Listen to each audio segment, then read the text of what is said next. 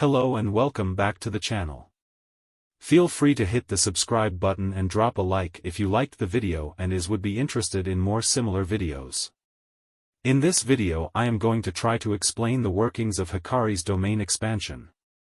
The workings of the domain is actually simple, but understanding it becomes tricky due to the huge amount of information. Hakari's domain, due to its unique nature, has a harmless sure hit. Instead of hurting the enemy, it simply transmits all the workings of the domain into the enemy's mind. The working of the domain is rather simple. Stage 1 is visual indicators, where Hakari can conjure a variety of visual indicators. After that, the Ricci scenario that directly decides if Hakari will hit a jackpot, and then the jackpot if Hakari does get lucky, or the domain go back to the visual indicators stage if he doesn't hit the jackpot. There is also a random chance of a chance booster in between the visual indicators and the Ricci scenario. Now, let us look at each stage in more detail. First, the visual indicators. In this stage Hakari can conjure anything he wishes to from three different choices, namely reserve balls, doors and consecutive effects. He can also use the conjured objects as he wishes. He can simply conjure them or use them to attack or defend as well. However, this is not the most important part. The important part is the color or rarity of the conjured visual indicators, which decided how much the probability of a jackpot increases. In the case of reserve balls and doors, the rarity increases from green, red and gold, with gold being the highest rarity. The rarity of consecutive effects are indicated by their quality. Hakari has 4 chances to conjure visual indicators. He can choose what to conjure, but the rarity of the visual indicators is completely random. If Hakari conjures low rarity indicators, then the chance of increase in jackpot is fairly low. If Hakari conjures a high rarity visual indicator, then the increase in chance of probability is also high. Hakari may also conjure any combinations of high and low rarity, which will result in a wide variety of possibilities. Once Hakari has conjured at least one visual indicator, he can choose to proceed to the Ricci scenario stage. Once Hakari chooses to proceed, 2 of the 3 numbers needed to hit jackpot is already set. Each number is also accompanied by a character in the manga the domain is themed after.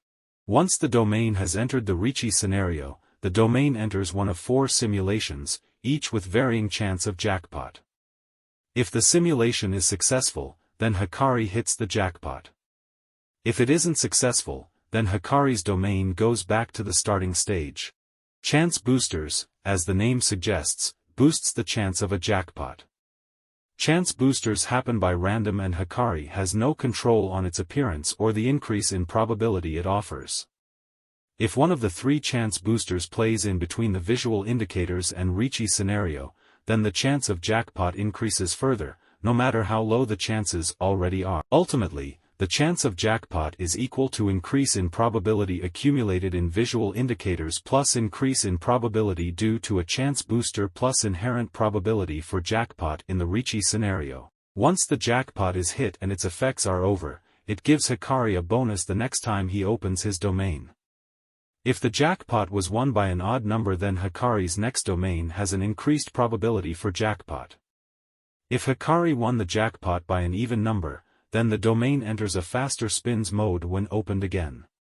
There is also a third mode known as hidden probability mode, where Hakari enters a special increased probability mode that looks like a faster spins mode despite winning the last jackpot with an even number. In chapter 118, Hakari opens his domain and it enters the starting stage. He then activates visual indicators, which turn out be of low rarities. He then proceeds to Ricci scenario. Charles then rightfully assumes that Hakari is unlikely to hit jackpot due to the low rarity visual indicators and a low chance Ricci scenario.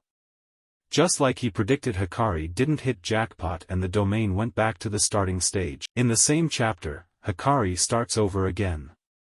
But this time he gets high rarity visual indicators.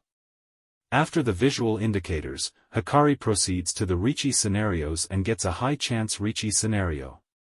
He wins the jackpot here as well.